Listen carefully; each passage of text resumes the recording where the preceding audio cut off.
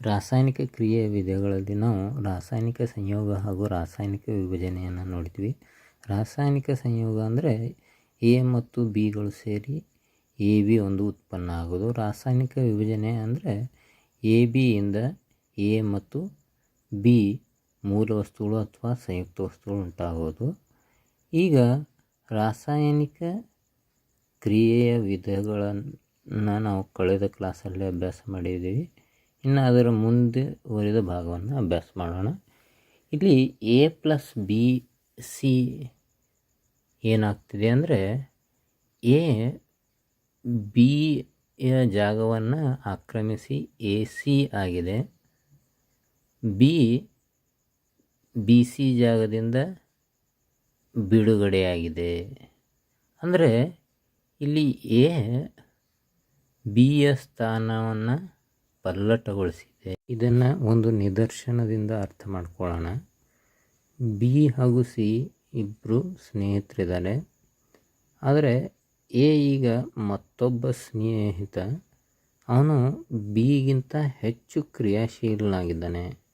ಅವನೇನು ಮಾಡ್ತಾನೆ, ಅವನು ಸಿಯಿಂದ ಬಿಯನ್ನು ದೂರ ಮಾಡಿ ಸಿ ಜೊತೆಗೆ ಸ್ನೇಹ ಸಂಪಾದಿಸ್ತಾನೆ ಅಥವಾ ಸ್ನೇಹ ಬೆಳೆಸ್ಕೊತಾನೆ. ಅವನು ಬಿಯ ಜಾಗವನ್ನು ತಾನು ಆಕ್ರಮಿಸಿ ಬಿಯ ಜಾಗವನ್ನು ಸ್ಥಾನ ಪಲ್ಲಟಗೊಳಿಸಿ ಸಿ ಜೊತೆಗೆ ಅವನು ಸ್ನೇಹ ಮಾಡ್ತಾನೆ.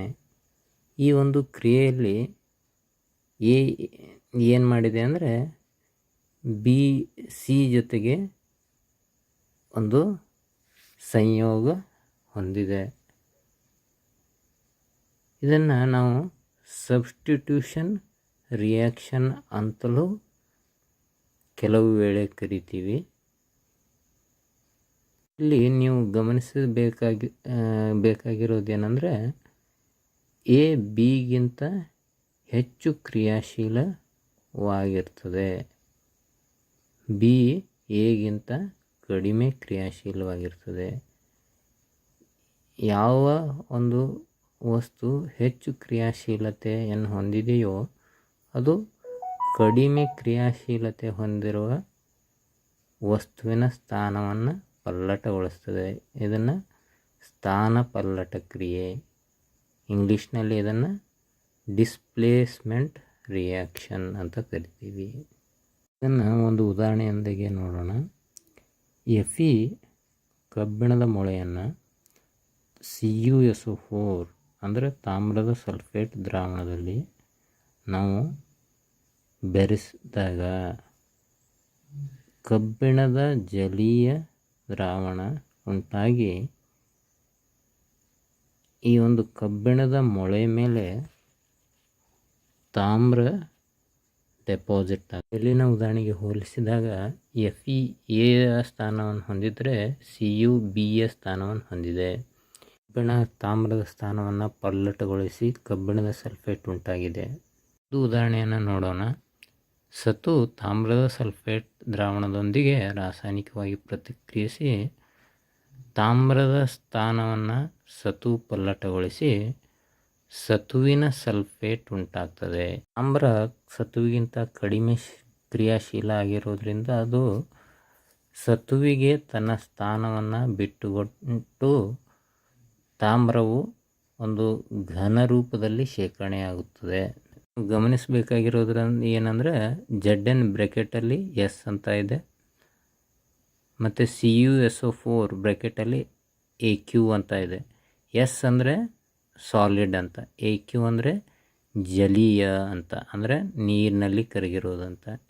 ಇಲ್ಲಿ ZN ಏನು ಮಾಡ್ತದೆ, ತಾಮ್ರದ ಒಂದು ಸ್ಥಾನವನ್ನು ಪಲ್ಲಟಗೊಳಿಸಿ SO4ನೊಂದಿಗೆ ಬಂಧವನ್ನು, ಸಲ್ಫೇಟ್ ಗುಂಪಿನೊಂದಿಗೆ ಬಂಧವನ್ನು ಏರ್ಪಡಿಸಿ ಜಿಂಕ್ ಸಲ್ಫೇಟ್, ಸತುವಿನ ಸಲ್ಫೇಟ್ ಉಂಟಾಗ್ತದೆ. ತಾಮ್ರ ಒಂದು ಘನರೂಪದಲ್ಲಿ ಕೆಳಗಡೆ ಶೇಖರಣೆ ಆಗ್ತದೆ. ನಾವು ಇನ್ನೊಂದು ಬಗೆಯಲ್ಲಿ ಯೋಚಿಸೋಣ. ಒಂದು ವೇಳೆ ನಾವು ಸತುವಿನ ಸಲ್ಫೇಟ್ ದ್ರಾವಣಕ್ಕೆ ತಾಮ್ರದ ಒಂದು ಚೂರನ್ನು ಹಾಕಿದರೆ ಸ್ಥಾನ ಪಲ್ಲಟಗೊಳ್ತಾ ಇತ್ತ. ಖಂಡಿತವಾಗಲೂ ಸ್ಥಾನಪಲ್ಲಟ ನಡೀತಾ ಇರಲಿಲ್ಲ. ಯಾಕಂದರೆ ತಾಮ್ರ ಸತುವಿಗಿಂತ ಕಡಿಮೆ ಕ್ರಿಯಾಶೀಲವಾಗಿದ್ದು ಇದು ಸ್ಥಾನಪಲ್ಲಟಗೊಳಿಸ್ತಾ ಇರಲಿಲ್ಲ. ಸತುವನ್ನು ತನ್ನ ಜಾಗದಿಂದ ಇದು ಪಲ್ಲಟ ಮಾಡ್ತಾ ಇರಲಿಲ್ಲ. ಇನ್ನು ನಾವು ದ್ವಿಸ್ಥಾನ ಪಲ್ಲಟ ಕ್ರಿಯೆ ಬಗ್ಗೆ ಅಭ್ಯಾಸ ಮಾಡೋಣ. ದ್ವಿಸ್ಥಾನ ಪಲ್ಲಟ ಕ್ರಿಯೆ ಅಂದ್ರೇನು ನೋಡೋಣ. ಯಾವ ಕ್ರಿಯೆಗಳಲ್ಲಿ ಪ್ರತಿವರ್ತಕಗಳ ನಡುವೆ ಅಯಾನುಗಳ ವಿನಿಮಯ ನಡೆಯುತ್ತದೆಯೋ ಅಂಥ ಕ್ರಿಯೆಗಳನ್ನು ದ್ವಿಸ್ಥಾನ ಪಲ್ಲಟ ಕ್ರಿಯೆಗಳು ಅಂತ ಕರಿತೀವಿ. ನೀವು ನೋಡ್ಬೋದು, ಎಡಗಡೆಗೆ ಪ್ರತಿವರ್ತಕಗಳ ಸ್ಥಾನದಲ್ಲಿ ನೋಡ್ಬೋದು ಬಿಯ ಜಾಗವನ್ನು ಡಿ ಆಕ್ರಮಿಸಿದೆ, ಡಿಯ ಜಾಗವನ್ನು ಬಿ ಆಕ್ರಮಿಸಿದೆ.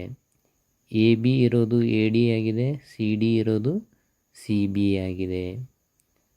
ಸೋಡಿಯಂ ಸಲ್ಫೇಟ್ ಹಾಗೂ ಬೇರಿಯಂ ಕ್ಲೋರೈಡ್ನ ಈ ಉದಾಹರಣೆಯಲ್ಲಿ ನೀವು ನೋಡಿ, ಸೋಡಿಯಂ ಜಾಗದಲ್ಲಿ ಬೇರಿಯಂ ಆಕ್ರಮಿಸಿದೆ ಹಾಗೂ ಬೇರಿಯಂ ಜಾಗದಲ್ಲಿ ಸೋಡಿಯಂ ಆಕ್ರಮಿಸಿದೆ. ಸೋಡಿಯಂ ಕ್ಲೋರೈಡ್ ಹಾಗೂ ಬೆಳ್ಳಿಯ ನೈಟ್ರೇಟ್ನ ಈ ಉದಾಹರಣೆಯನ್ನು ಗಮನಿಸೋಣ. ಇಲ್ಲಿ sodium chloride sodium NO3 nitrate ಗುಂಪಿನೊಂದಿಗೆ ಪ್ರತಿವರ್ತಿಸಿ NaNO3 ಆಗ್ತದೆ. ಅದೇ ರೀತಿ Ag ಬೆಳ್ಳಿ ಕ್ಲೋರಿನ್ ಜೊತೆಗೆ ಪ್ರತಿವರ್ತಿಸಿ AgCl ಸಿಲ್ವರ್ ಕ್ಲೋರೈಡ್ ಆಗ್ತದೆ. ಇಲ್ಲಿ ಪ್ರತಿವರ್ತಕಗಳಲ್ಲಿ ಅಯಾನುಗಳ ಅದ್ಲಾ ಬದಲಿ ಉಂಟಾಗ್ತಿದೆ. ಅಂದರೆ ಸೋಡಿಯಂ ಅಯಾನಿನ ಜಾಗದಲ್ಲಿ ಬೆಳ್ಳಿ ಅಯಾನ್ ಬರ್ತದೆ, ಬೆಳ್ಳಿ ಅಯಾನ್ ಜಾಗದಲ್ಲಿ ಸೋಡಿಯಂ ಕೂತ್ಕೊಳ್ತಾ ಇದೆ. ಅದೇ ರೀತಿ ಕ್ಲೋರಿನ್ ಅಯಾನ್ ಜಾಗದಲ್ಲಿ NO3 ಬರ್ತಾ ಇದೆ, NO3 ಜಾಗದಲ್ಲಿ ಕ್ಲೋರಿನ್ ಅಯಾನ್ ಬರ್ತಾ ಇದೆ. ಇಂಥ ಒಂದು ರಾಸಾಯನಿಕ ಕ್ರಿಯೆಗಳನ್ನು ಮೆಟಾಥಿಸಿಸ್ ರಾಸಾಯನಿಕ ಕ್ರಿಯೆಗಳು ಅಂತ ಕರಿತೀವಿ. ಮೆಟಾಥಿಸಿಸ್ ರಾಸಾಯನಿಕ ಕ್ರಿಯೆಗಳ ಬಗ್ಗೆ ಇನ್ನೂ ಹೆಚ್ಚಿಗೆ ನೀವು ಉನ್ನತ ತರಗತಿಗಳಲ್ಲಿ ಕಲಿತೀರಿ.